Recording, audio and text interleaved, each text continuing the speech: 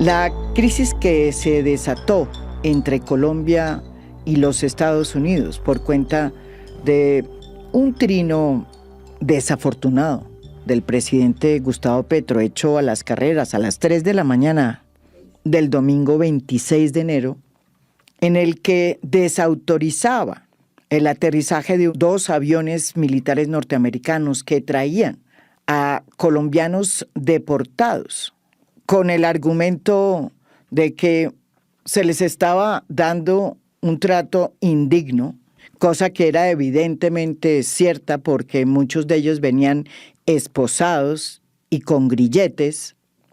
Fue el primer encontronazo por cuenta de la nueva política de Donald Trump, que considera a la inmigración como un asunto de seguridad nacional y los ve como los enemigos. Lo sucedido fue más que un rifirrafe, porque teniendo razón, Gustavo Petro la jugó mal, le faltó tino para denunciar lo que evidentemente es un atropello que está cometiendo Donald Trump al considerar la inmigración como un asunto de seguridad nacional, cuando la migración y los migrantes fueron la base de ese crisol cultural sobre el que se erigió la sociedad actual norteamericana. También tiene razón Gustavo Petro cuando denuncia el trato indigno que están recibiendo los deportados. Vienen con grilletes, con las manos esposadas, como si fueran criminales. El gobierno de Brasil afirmó el martes que trabajará con Estados Unidos para garantizar que las deportaciones de ciudadanos brasileños cumplan requisitos mínimos de dignidad, tras quejarse por el trato dado por las autoridades estadounidenses a un contingente de 88 brasileños expulsados. El primer grupo de migrantes brasileños deportados durante el segundo mandato de Donald Trump llegó en un avión estadounidense en la noche del 25 de enero. Los repatriados se encontraban en Estados Unidos en situación irregular. Muchos de ellos dijeron que no les dieron agua, que los esposaron de pies y manos y que les impidieron usar el baño durante el viaje. Países como Brasil la jugaron mejor. Luego de que aterrizaron aviones militares en Brasil trayendo deportados de Estados Unidos, la Cancillería de Itamaraty envió a Washington una durísima nota de protesta, denunciando el trato indigno a los deportados brasileros. Gustavo Petro decidió no utilizar las vías diplomáticas para hacer esta denuncia, sino simplemente su cuenta en X. Tratando de recomponer lo que sucedió horas antes del trino presidencial, que se produjo a las 3 de la mañana, a fondo ha podido establecer que el presidente Gustavo Petro estaba totalmente informado de que iban a aterrizar esa madrugada de ese domingo 2 aviones militares provenientes de los Estados Unidos con deportados colombianos. La noche caía tranquilamente. Sin embargo, Gustavo Petro estaba despierto. A las 3:07 de la madrugada, escribió lo siguiente. A las 6:45 am llegará el primer avión con deportados colombianos de Estados Unidos. Otro avión llegará hacia las 10 am. Recibámoslos con banderas y flores. Sin embargo, 34 minutos después, el presidente decidió cambiar diametralmente de decisión. Hasta ahora no se sabe cuál fue la razón para ese cambio de tono y de rumbo, pero es muy probable que el presidente a esa hora hubiera visto las denuncias de los deportados que estaban llegando en ese momento al Brasil. Sus testimonios daban cuenta de un trato no solo indigno, sino inhumano. Ciudadanos brasileños deportados a Estados Unidos se quejan de haber sido maltratados en el vuelo de regreso a su país. Escuchemos sus declaraciones. Ellos atacaron a los niños. Me quedé allí sentado hasta que llegué a mi límite. No pude soportarlo más. La gente se desmayó. Pedí que me dejaran ir y él me estranguló, me quitó las esposas. No pude quedarme porque estaba esposado de pie y boca abajo. No había nada que pudiera hacer. El brazo del guardia de seguridad comenzó a sangrar porque estaba tirando de mi cadena, apretándome. Estábamos todos atados, atrapados de pies y manos y estómago. Los niños se sentían mal, la gente se desmayaba. En 34 minutos, Gustavo Petro cambió su posición y escribió el trino desautorizando el aterrizaje de 2 aviones norteamericanos que ya venían en vuelo. Los Estados Unidos no pueden tratar como delincuentes a los migrantes colombianos. Desautorizó la entrada de aviones norteamericanos con migrantes colombianos a nuestro territorio. Estados Unidos debe establecer un protocolo de tratamiento digno a los migrantes antes de que los recibamos nosotros. Gustavo Petro volvió sobre el tema a las 9:30 de la mañana, cuando conoció la nota de protesta presentada por Itamaraty a Washington, pidiendo explicaciones sobre el trato degradante a los deportados desde Estados Unidos. Y dijo lo siguiente: un migrante no es un delincuente y debe ser tratado con la dignidad que un ser humano merece. Por eso hice devolver los aviones militares estadounidenses que venían con migrantes colombianos. No puedo hacer que los migrantes queden en un país que no los quiere, pero si ese país los devuelve, debe ser con dignidad y respeto con ellos y con nuestro país.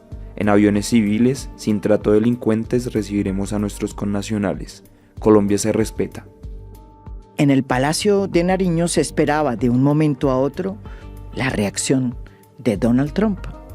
Sin embargo, Gustavo Petro seguía escribiendo desde su cuenta en X trinos cada vez más provocadores.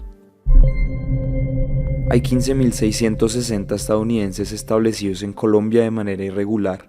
Deben acercarse. Primero es la dignidad de Colombia y América Latina. Los migrantes son seres humanos y sujetos de nunca han tenido dignidad. Experimentémosla.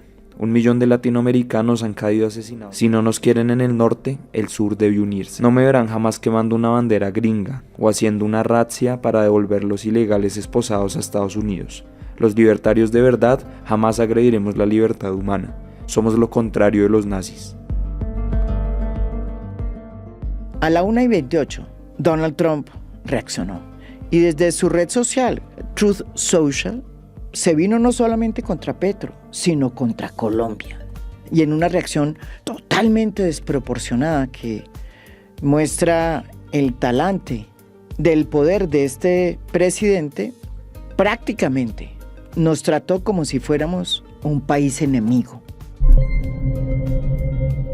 Me acaban de informar que 2 vuelos de repatriación de los Estados Unidos con un gran número de criminales ilegales no le fue permitido aterrizar en Colombia. Esta orden fue dada por el presidente socialista de Colombia, Gustavo Petro, quien ya es bastante impopular entre su gente. El rechazo de Petro de estos vuelos ha puesto en vilo la seguridad nacional y la seguridad pública de los Estados Unidos. Así que dirigió a mi administración a tomar estas medidas urgentes y decisivas como retaliación.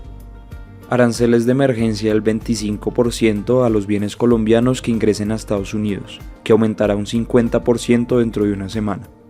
Restricciones migratorias, incluyendo la revocación de visas para funcionarios gubernamentales, aliados, familiares y simpatizantes del gobierno colombiano.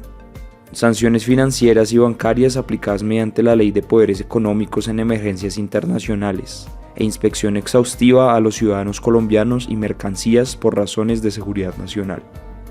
Estas medidas son solo el comienzo. No le permitiremos al gobierno colombiano violar sus obligaciones legales con respecto a aceptar la devolución de criminales que ellos han metido forzadamente a los Estados Unidos. En las redes, la discusión estaba a reventar. Los activistas de Petro impulsaban al presidente a que le declarara la guerra a Trump, mientras muchos empresarios y mucha ciudadanía y muchos políticos salían a pedirle calma para que bajaran las aguas, porque de por medio estaba el país y el trabajo de miles de colombianos. Estados Unidos sigue siendo hasta hoy el principal socio económico de Colombia. Y a pesar de que en la balanza comercial el superávit siempre está del lado de los Estados Unidos, Colombia tiene un margen muy importante de exportación hacia los Estados Unidos. En medio de esta tensión, Petro siguió con sus soliloquios. Y en medio de trinos delirantes que hablaban de que él era el último de los Buendía, de una estirpe de luchadores contra la tiranía, salió a doblar la apuesta de Donald Trump. Si él hablaba de subir los aranceles a 50, él también. La situación se fue escalando hasta tal punto que, evidentemente, todas las alarmas en el país empezaron a saltar. Y tuvo que hacer lo que era ya inevitable. Reculó.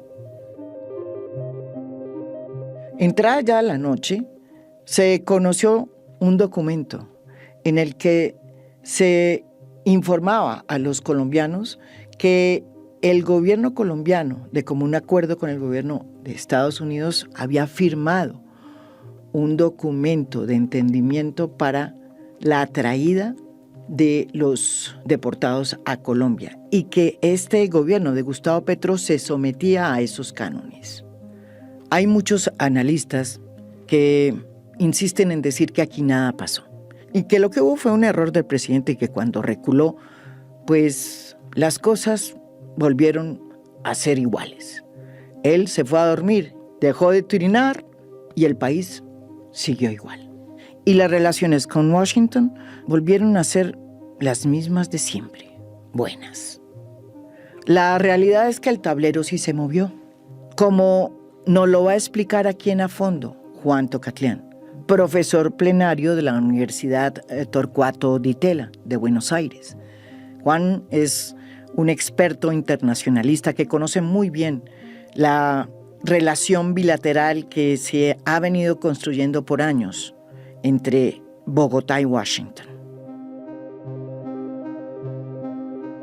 Nadie niega que defender la dignidad de los deportados a Colombia no sea una lucha digna, que enaltece a un país y a un presidente, pero hay formas para hacerlo. Y en esta ocasión, las formas sí contaron.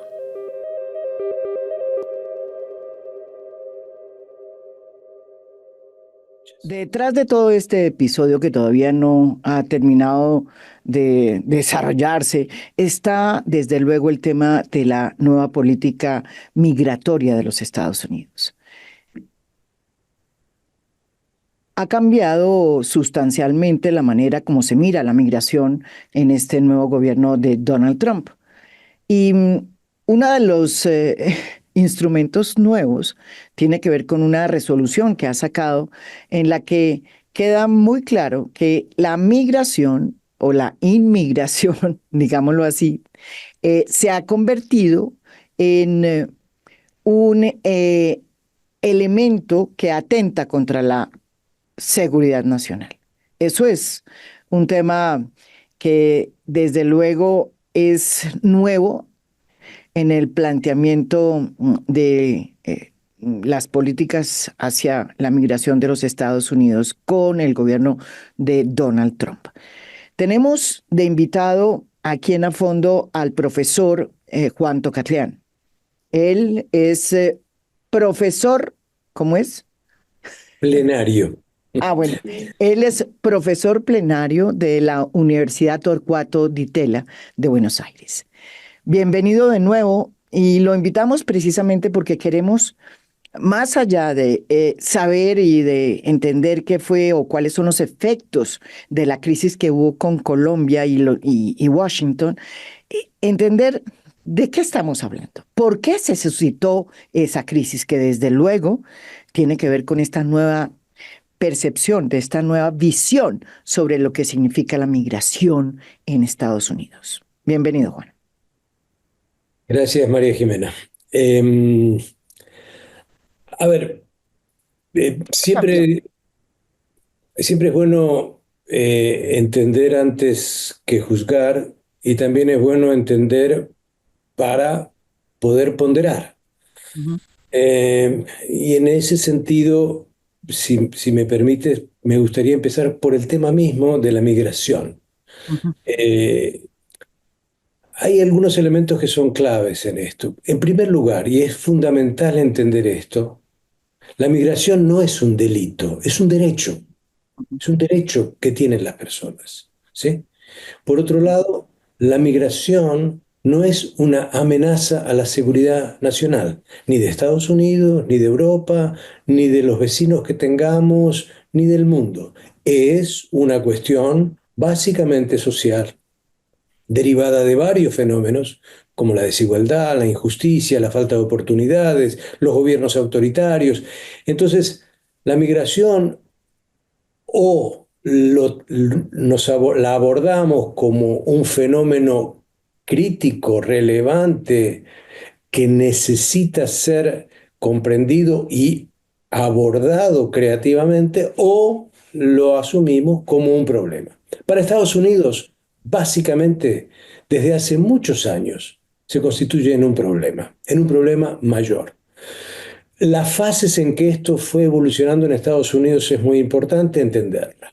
Al principio, cuando digo al principio, me estoy refiriendo, por ejemplo, en los años 70 y 80, lo que se hizo fue fortalecer la presencia física, policial, del lado de la frontera de los Estados Unidos y colocar requisitos, impedimentos, formas de disminuir la posibilidad de entrar fácilmente a los Estados Unidos. Eso no dio ningún resultado. No dio ningún resultado y entonces cuando llega George Bush, hijo, y se da la famosa guerra contra el terrorismo, ahí se incluye la migración como un fenómeno que puede ser utilizado inclusive por el terrorismo y que por lo tanto hay que vallar, hay que poner un muro directamente en la frontera. Una frontera que tiene unos 3.000 kilómetros de extensión entre México y Estados Unidos, y ahí empieza un proceso en el cual van incrementándose las construcciones para impedir ya el ingreso directamente a los Estados Unidos. Eso también fracasa drásticamente. Entramos en una tercera fase, cuyo principal protagonista no es un republicano, sino que es Obama. Mamá, sí. Esto es, la deportación de grandes números de personas se inicia con Obama. En los dos mandatos de Obama se deportaron 5,2 millones de personas. En el periodo que le correspondió a Donald Trump en su primer mandato, el total de, a pesar de que ya en ese momento había hecho una promesa de que iba a ampliar el muro, dicho sea de paso, construyó muy pocos kilómetros nuevos. En realidad, lo que hizo fue mejorar la construcción de varios kilómetros que ya estaban muy deteriorados.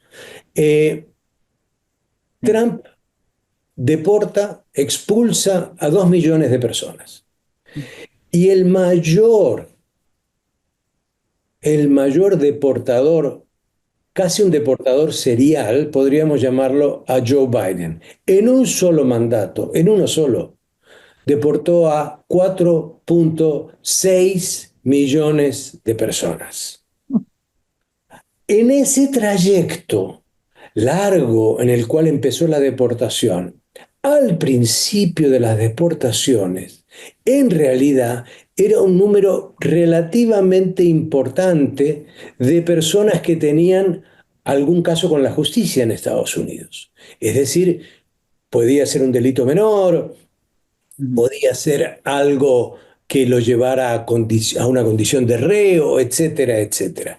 Más pasó el tiempo, más se empezó a deportar a personas que caían enredadas, es decir, no son criminales, no están en las cárceles, no han matado a estadounidenses, no han traficado con drogas, no han hecho ninguna gran maldad. Más del 80% de las personas que son deportadas, más del 80%, son personas que han sido arrestadas en la calle o en un negocio o en un pasaje ingresando a los Estados Unidos o en alguna condición no de violencia, no de crimen, no de delincuencia. Entonces, esto que, repito, en 16 años llevó a la deportación de 11,8 millones de personas, tampoco resolvió nada. ¿Por qué no resolvió nada? Porque ahora estamos hablando, María Jimena, de que Estados Unidos quiere deportar masivamente 13,5 millones de personas. Quiere decir que este tema, por el lado de la seguridad, por el lado de la coerción, por el lado punitivo, no se resuelve. Ahora bien, electoralmente fue crucial para la nueva victoria de Trump.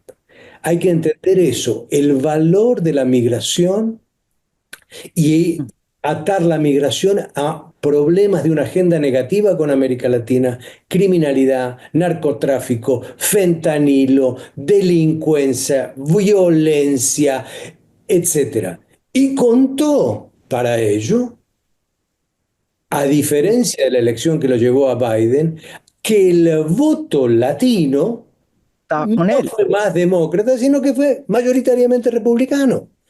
Entonces, él llega con esta agenda, con una agenda de decir, ahora viene una deportación masiva. Abro un pequeño paréntesis simplemente como dato. La institución más prestigiosa para estos temas, que es el Consejo Estadounidense para la Migración, calculó que una deportación masiva anual le cuesta a Estados Unidos 88.000 millones de dólares. Lo repito, 88.000 millones Y eso, de dólares al año.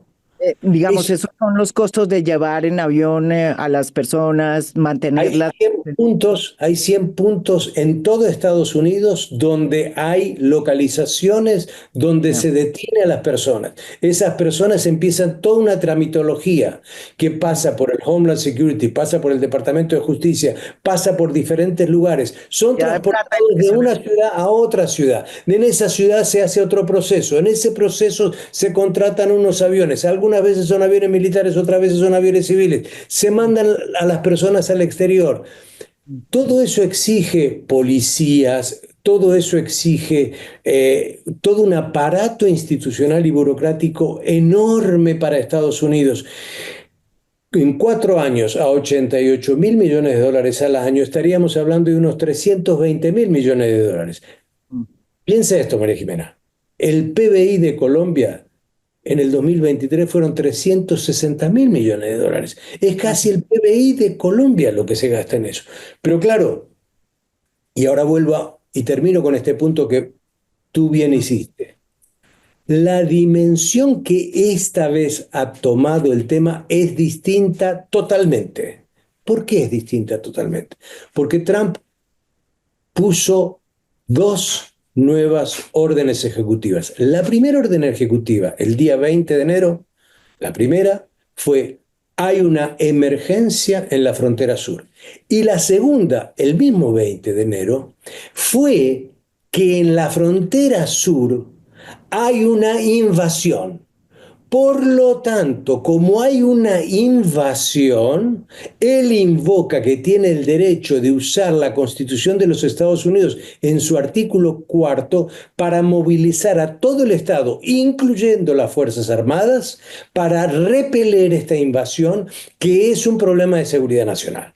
Entonces, esto ha tomado un estatus de vehemencia, un estatus de dimensión en el cual, por supuesto, Trump ha colocado mucho de su intento de disciplinar, primero, a América Latina, en segundo lugar, de colocar en América Latina el principal problema de migración de los Estados Unidos y, en tercer lugar, anunciar y preanunciar que iba a usar cualquier instrumento coercitivo que estuviera a su alcance.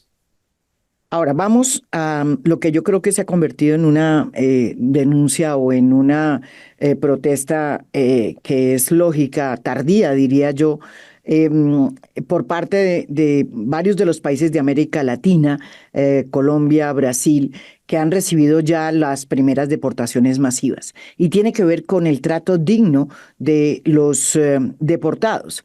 Lo que quisiera preguntarte es si se altera mucho las formas, los protocolos con que el presidente Donald Trump inició estas capturas, estas deportaciones masivas. Lo pregunto porque, por ejemplo, en el caso de Colombia, que investigué, no Ujú. había hasta hace 2 días, cuando finalmente se firmó ya tras la reculada el presidente Gustavo Petro, un protocolo o digamos, como una especie de protocolo de acuerdo firmado bilateral entre países para la deportación.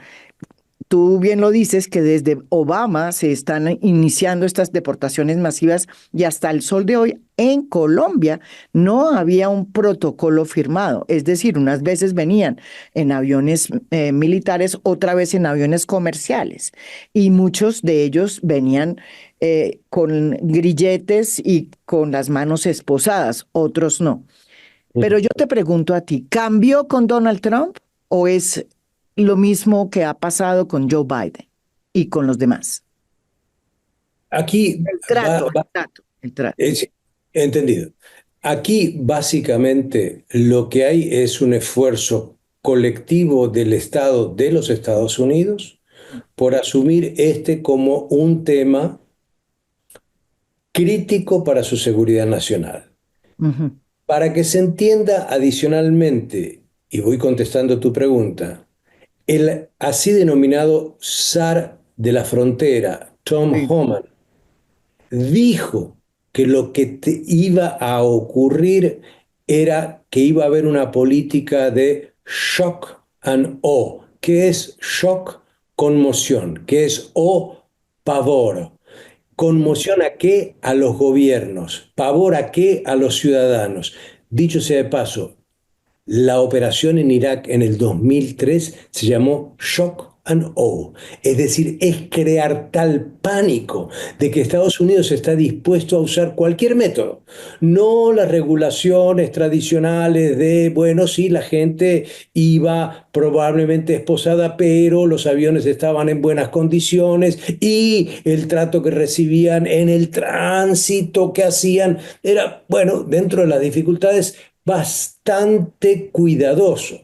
El avión que llegó a Brasil, por ejemplo, los aviones que llegaron a Brasil, no pudieron partir de Estados Unidos porque era un avión cuasi destartalado. Llegó a Panamá, bajó con urgencia.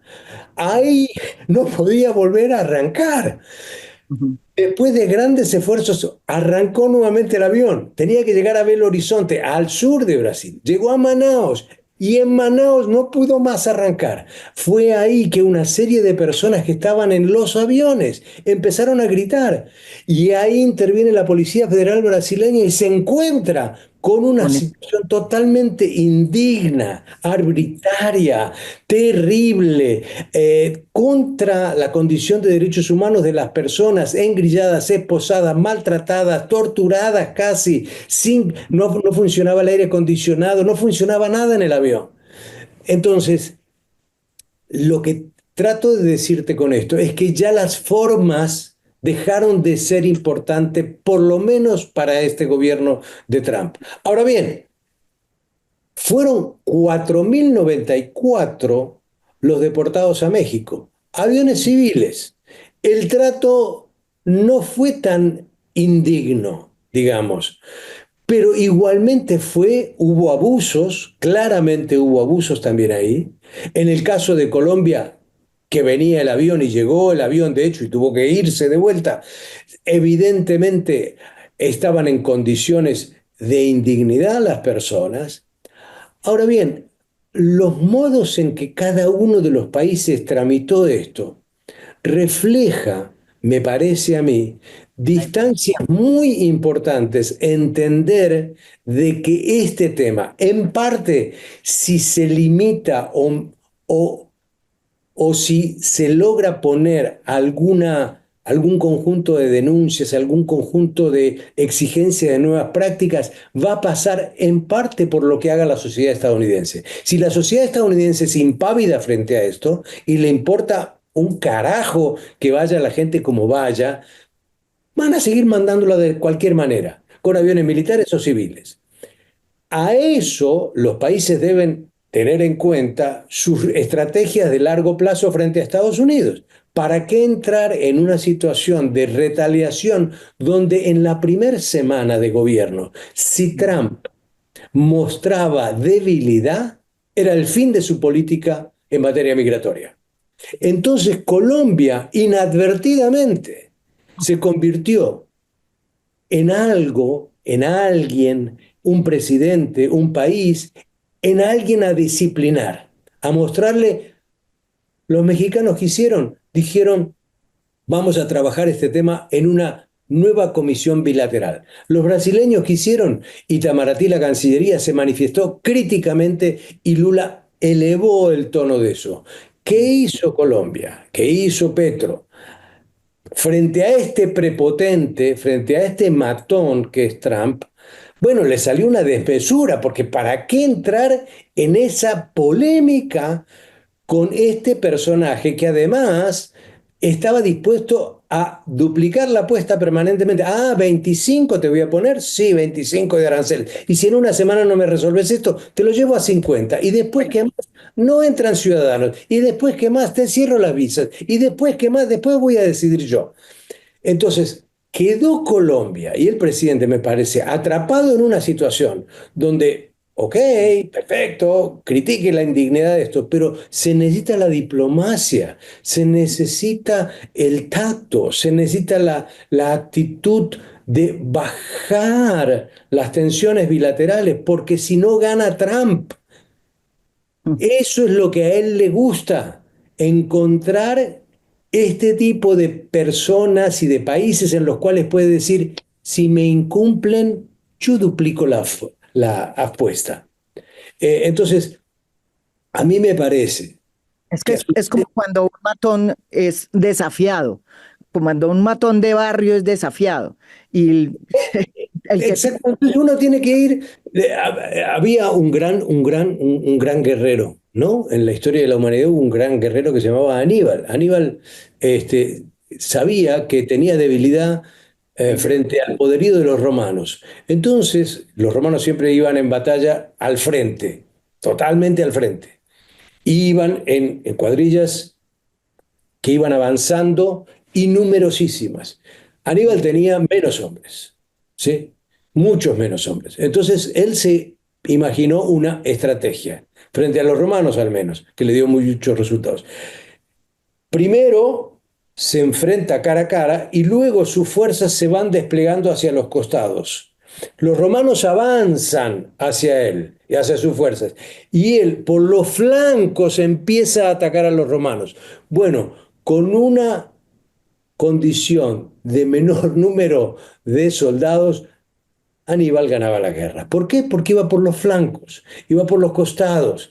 Se imaginó de cómo a un ejército potente, superemos acá, digámosle a Trump, a un matón potente, uno no le puede poner desmesura. Uno tiene que ir por los flancos, tiene que ir por los costados, tiene que saber cómo manejarse. Y además, en Colombia hubo una situación que yo no la puedo, no la conozco en detalle, pero me parece que hay una cuestión institucional que hay que tener en cuenta, y es que hubo una particularidad ese domingo.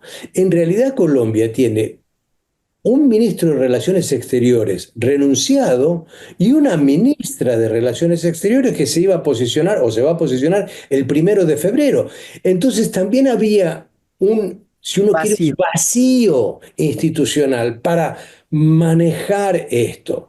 Hay muchos ejemplos en la historia colombiana donde en situaciones muy delicadas con Estados Unidos, Colombia supo actuar. Doy un ejemplo que para mí es fundamental. 1989, invasión de George Bush papá a Panamá. 14.000 hombres envía. Ujú, Fuerza Aérea, Armada, ujú. logra la captura de Noriega y dice que esta fue una acción militar, una invasión, pero era en clave de terminar con el narcotráfico y un gran narcotraficante que se suponía era el general Noriega. ¿Qué pasa? La Armada de Estados Unidos se queda en la zona, pone un portaaviones, un crucero y 3 unidades y se acerca a las aguas colombianas. Y en Estados Unidos se empieza a hablar de un bloqueo naval a Colombia para que no salgan los aviones de los narcos y ni barcos o barcazas que pudieran llevar la droga al Caribe. El gobierno de Barco reaccionó inmediatamente, él y el canciller, en ese momento Julio Londoño, hicieron una diplomacia dura y de filigrana. Le dijeron a Estados Unidos, señores, nosotros somos su aliado, no somos sus enemigos. A ver si nos entienden bien. No los queremos acá, no aceptamos el bloqueo. Esto está mal. ¿Qué hizo la administración Bush? Después de 48 horas de alta tensión, dijo, perdón, fue un malentendido. Nunca Estados Unidos usó un término así frente a un país de América Latina. Hubo un malentendido. Claro, ellos no iban a decir, nos retiramos. Dijeron, hubo un malentendido. Entonces hay formas. Uno puede amenazar con ir a la OEA. Uno puede decir, señores, esto es injusto. Uno puede poner a sus embajadores a trabajar. Uno puede darle un mensaje directo de presidente a presidente porque pueden Claro. compensar. Bueno, aquí, digamos, no se dieron esas condiciones y entonces a mí me parece que es un problema mayúsculo en el cual terminó Colombia, porque él, Co- Trump, no iba a debilitarse y a frenarse, Claro. iba a seguir Nos, adelante, pero nos por puso otro un lado, ejemplo. y termino Quedamos, con esto el argumento. Esto prueba que Trump tiene una gran capacidad hegemónica, es decir, para tener hegemonía se necesita persuasión. Si ujú, no hay persuasión, no hay hegemonía, hay dominación. Lo que él quiere es dominación, ¿sí? Entonces yo creo que el caso colombiano y la forma en que apareció finalmente revela que no hay ningún ánimo constructivo frente a América Latina de parte de Trump. Revela que la política migratoria antimigrantes es indigna, es violatoria de los derechos humanos. Colombia va a seguir pagando un precio por esto. la crisis entre Colombia y los Estados Unidos se conjuró por el momento porque Gustavo Petro firmó un protocolo aceptando las condiciones que le imponía Donald Trump para la llegada de los deportados. Eso evidentemente se tomó como una reculada, llamamos aquí en Colombia. Reculó el presidente Gustavo Petro y terminamos nosotros debiéndole a Donald Trump porque nos puso en stand-by. ¿Cuál es realmente el efecto que va a tener esta reculada del presidente Petro? Efecto en materia, digamos, de lo que le puede pasar al país. Bueno, a ver, voy por partes. Iban a entrar, iban a ser deportados 160 colombianos. Sí. Finalmente volvieron a los Estados Unidos. Según yo entiendo, se admitió ahora el ingreso de deportados a 201 deportados, dentro de ellos 26 niños. Ujú. Es decir, es una forma de decir, entre otras, ok, no me aceptaste 160, te mando 201 y mañana te puedo mandar 404 y pasado mañana te puedo mandar 628. Y así estaremos, muchachos, hasta que vemos cómo terminas aceptando esta política. ¿Sí? Ujú. Esto es lo primero. A mí me parece que ahí hubo un mensaje. Segundo, el Departamento de Estado, a instrucción del presidente, va a tener Marco Rubio la obligación de hacer una evaluación general de toda la asistencia y ayuda de Estados Unidos a el mundo. En la condición que le pone en la orden ejecutiva Trump es esa decisión de a quién le demos tiene que ser una decisión en la cual nos sirva a Estados Unidos y nuestra política de America First, Estados Unidos primero. Y tiene que servirnos para darnos más riqueza, más seguridad y más fuerza. Entonces, ¿qué se va a revisar? ¿A cuántos países se va a revisar? Hay algunos que ya quedaron eximidos, que no van a ser tan revisados. Por ejemplo, la asistencia a Israel. Eh, Colombia, en los últimos 20 años, estuvo en el tope de entre los 15 países en el mundo que más asistencia recibió. Para este año 2025 se había aprobado el presupuesto, eso se aprueba en octubre, le correspondían 413 millones de dólares. Colombia es el principal receptor individual de todos los países de América Latina en términos de asistencia. Entonces, ¿cuál va a ser la decisión de Marco Rubio respecto a eso? ¿Lo va a mantener? ¿No lo va a mantener? Esa asistencia es importante para Colombia, no tanto por el número, sino por lo que puede significar, porque también Estados Unidos con Biden tenía un compromiso con el proceso de paz y con el posconflicto. Y digo, y entonces cualquier elemento puede servir ahora de irritante, de provocador para reducir bastante esa ayuda. Otro tema fundamental. Eh, Colombia tiene un TLC con Estados Unidos. Sí. Lo que sabemos es que el presidente va a anunciar, Trump, que independientemente de que hay un acuerdo de libre comercio entre México, Canadá y Estados Unidos, el primero de febrero, le va a poner un arancel a Canadá y a México, que en México se comportó muy bien en el tema de deportación, lo está manejando bilateralmente, no hizo olas con esto. Ujú. Le va a imponer aranceles del 25%. Entonces, hay un problema de que Colombia potencialmente pudiera ser, a pesar de tener un TLC, otra vez objeto de algún tipo de aranceles, lo cual afectaría a la economía colombiana. Entonces se abrió ese compás que estaba cerrado. Nadie nunca pensó en que Colombia sería un objeto de tarifas y aranceles, un aliado natural de los Estados Unidos en el último medio siglo.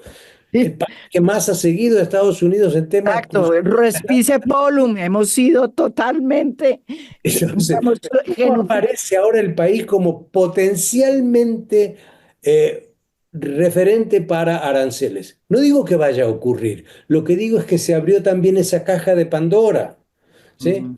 El trato de los colombianos en Estados Unidos, esto no es menor. El tema de las visas de ingreso, en la medida en que ojalá se abra ese sistema, pero que no le pongan restricciones y demoras a los colombianos que quieren viajar. En fin, hay una serie de dificultades potenciales no efectivas hoy, no efectivas hoy, que eran impensadas el sábado y que eran impensadas en América Latina para Colombia, ¿sí? Entonces yo digo, bienvenido sea un mejor protocolo, bienvenido sea el poner de presente la indignidad del tratamiento. Otros países y otras autoridades en el mundo vienen hablando de lo Eso. indigno de todo esto. Digo, no es el único Petro. Digo, le dio más visibilidad. Sin lugar a dudas, la visibilidad internacional que ganó es elocuente.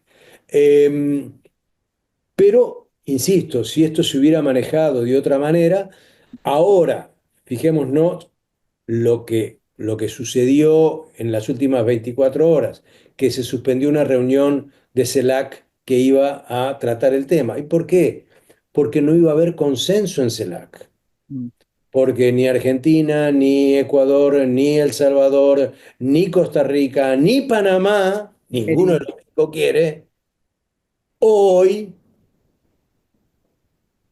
lidiar con Estados Unidos. Y dado que la CELAC exige que sus resoluciones y declaraciones sean por unanimidad, Ujú. se suspendió.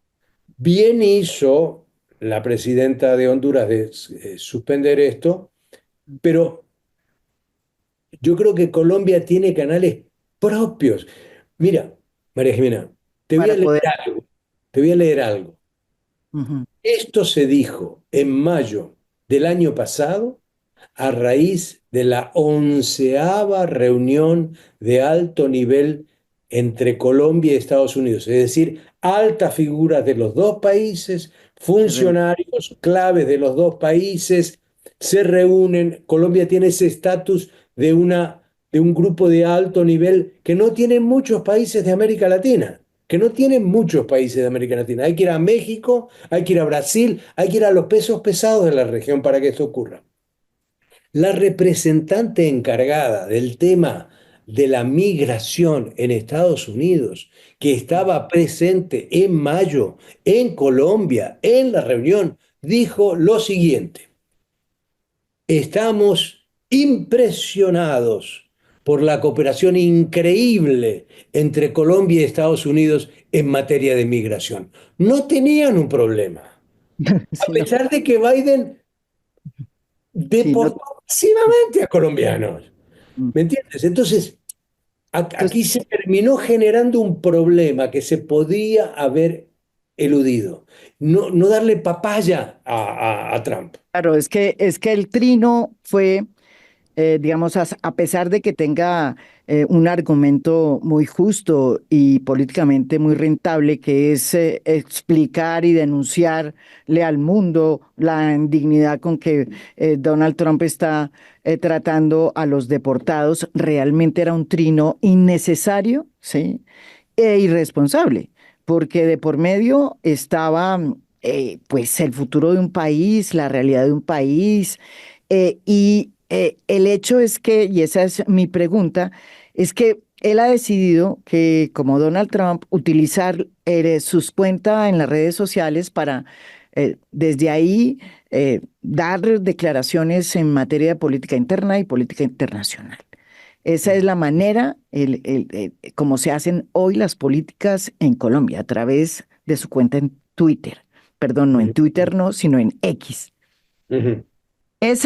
Y ahí va mi pregunta. Así como hoy se conjuró, entre comillas, esta crisis, bueno, los trinos pueden volver otra vez, los trinos de Gustavo Petro, y eso puede otra vez agriar aún más la relación que sigue siendo muy tensa, a pesar de que aquí no se acepte eso.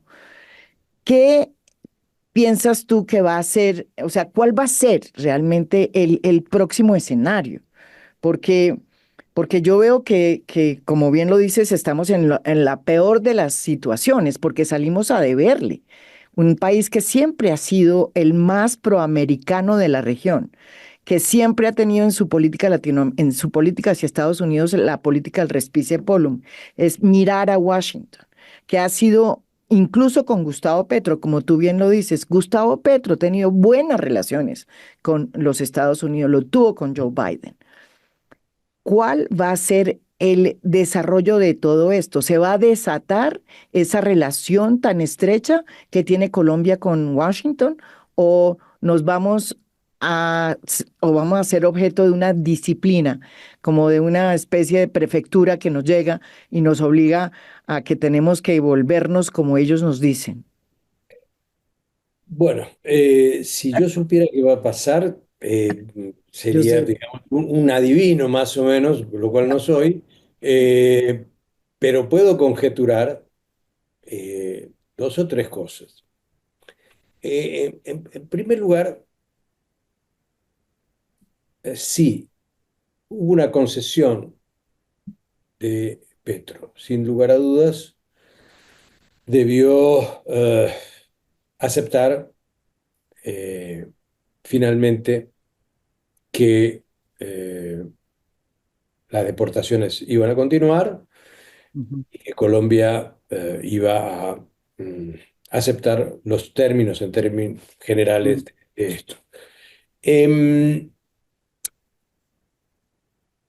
Colombia ha tenido una relación muy singular con Estados Unidos, como tú bien sabes y bien has dicho. Yo quiero recordar otras concesiones, así como dije otras situaciones en las cuales el país, nombré el incidente del bloqueo marítimo como una forma ujú, muy sofisticada de manejar la relación y de manejar una relación a base de presión militar. No era cualquier presión, militar. ujú, Eh, yo recuerdo que por la Constitución del 91, en su artículo 35, se colocó la no extradición de nacionales. ujú, Recuerdo después que llegó el gobierno de Ernesto Samper. Recuerdo después que Colombia fue 2 veces desertificada en su cooperación en materia de drogas. Recuerdo muy bien que, si no me equivoco, en el año 96 se le quitó la visa de ingreso al expresidente Samper. Pero también recuerdo muy bien que en el año 97, en la primera reforma que sufre la Constitución de Colombia, se reinstala la extradición. Es ujú, decir, fue de otra manera, pero fue no por ser uno aliado de los Estados Unidos la tiene fácil con Estados Unidos. Estados Unidos te presiona, te chantajea, te amenaza con retaliación, te pone obstáculos, aún a los más cercanos, ¿sí? Y se los pone también y con más dureza, sin lugar a dudas, a los más distantes. ujú. Entonces, a mí me gusta ver esto en el mediano plazo, a ver qué va a pasar en el mediano plazo, qué efecto tiene esto en la relación más bien de mediano plazo. Ujú. Si esto crea un antecedente del cual no hay retroceso, yo creo que el embajador que venga de Estados Unidos, alguien de Florida, dicho sea de paso, poco conocedor de América Latina y menos aún de Colombia, va a dar una primer pintura de todo esto. Hay que ver el resultado del periplo de Marco Rubio por Centroamérica y Panamá. Este es otro elemento. Hay que ver la burocracia general de Estados Unidos. Yo miraría no solamente al secretario de Estado, sino al consejero de Seguridad Nacional y al SAR Migración. fronterizo, como personajes claves. Yo diría que es un tiempo de, como cuando uno juega al fútbol, parar la pelota y decir, momento, aquí se necesita cabeza fría. Daniel García Peña debe hacer un buen trabajo en Washington. Laura Sarabia, como nueva ministra, debe juntar el mejor talento y la mejor gente, la más profesional para manejar esta relación. Una Hay persona que que, tampoco tiene ninguna experiencia en la diplomacia, ¿no? No la conoce. bueno, pero bueno, digo, Colombia ha tenido tantos ministros y ministras de Relaciones Exteriores sin experiencia que, digamos, caerle a ella más que a otros, yo, No, no, no. digamos, Hay que la caerle lista igual. que uno podría hacer es muy Igual. larga. Le hemos Pero caído igual a todos los demás, sí. eh, el, aquí me parece que hay que hacer un grupo, una suerte de grupo de tarea, de seguir este tema muy especialmente, de buscar los lazos con congresistas. Los congresistas de Estados Unidos, republicanos y demócratas, siempre han sido muy generosos en la apropiación de recursos para Colombia en el Hay, Congreso. hay un consenso, hay un consenso entre los republicanos y demócratas porque así se hizo la política de aproximación bilateral. La pregunta es clara, ¿se rompe ese consenso que logró Colombia a lo largo de tantos años de tener una política bilateral, de que la política, digamos, que se aprobaba en el Congreso, que tenía que ver con la ayuda a Colombia era aprobada de manera bilateral por los republicanos y los demócratas? ¿Se rompe eso? ¿Qué? Este consenso en Estados Unidos se puede romper si el consenso doméstico en Colombia se rompe. Si aquí se fractura y se usa este elemento, este evento que no debió haber ocurrido, para agrietar y polarizar más la sociedad, Colombia se va a volver más débil frente a Estados Unidos. Acá lo que se necesita es también paños fríos entre el gobierno y la oposición. Se necesitan mentes menos calenturientas. Se necesita entender que van a tener que lidiar con una persona que va a seguir en esta línea hasta que se encuentre con algo de frente y choque. Y ojalá que no sea chocando con Colombia, que choque con otro, que choque con Rusia, con China, con lo que quiera. Pero a mí me parece que mucho del consenso que Colombia puede generar en Estados Unidos depende de cuánto consenso tenga internamente. Si aquí hay una fractura y si usan todos estos elementos, insisto, que no debieron haber sucedido, pero que tampoco podemos ponerla en el panteón de los errores totales, Sí. bueno, ver cómo se aminora, cómo se modera, cómo se reduce la tensión con Estados Unidos y cómo se generan nuevos canales o mejores canales. Bueno, yo creo que queda muy claro que el tema es el comienzo de, por lo menos, de dibujar un nuevo escenario que está sucediendo en este momento y que, y que nos tiene a nosotros de actor principal, pero, pero que en el fondo lo que tiene que ver es con una nueva aproximación, nueva política, nueva manera de ver las cosas a partir de la llegada de Donald Trump al poder. Sin duda. Muchísimas. Te pongo una comparación para que se entienda que esto muchas veces no depende de los países de América Latina. El principal socio comercial de Estados Unidos en el año 2023 no fue China, fue México. 807 mil millones de dólares se intercambian entre estadounidenses y mexicanos. El principal país donde los estadounidenses tienen más inversiones no es Brasil, no es Argentina, no es Colombia, no son todos esos países juntos, es México, 130 mil millones de dólares. El país que aceptó por ahora, con cuidado, Claudia Sheinbaum, este ingreso de 4.000 deportados, fue México.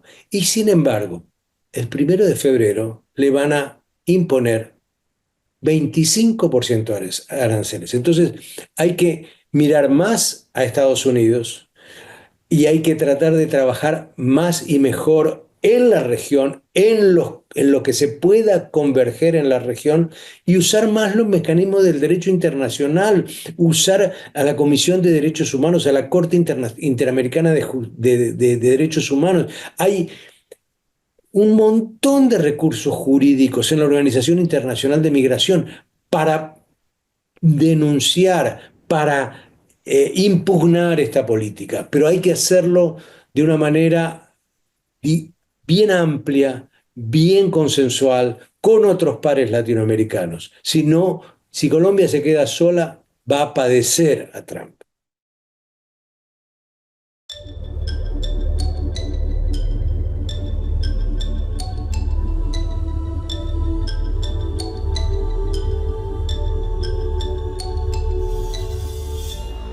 A Fondo es un podcast producido por Mafialand. Producción general, Beatriz Acevedo. Producción de audio, Daniel Chávez Mora. Música original del maestro Óscar Acevedo. Nos pueden escuchar también en mi canal de YouTube. Gracias por escuchar. Soy María Jimena Duzán.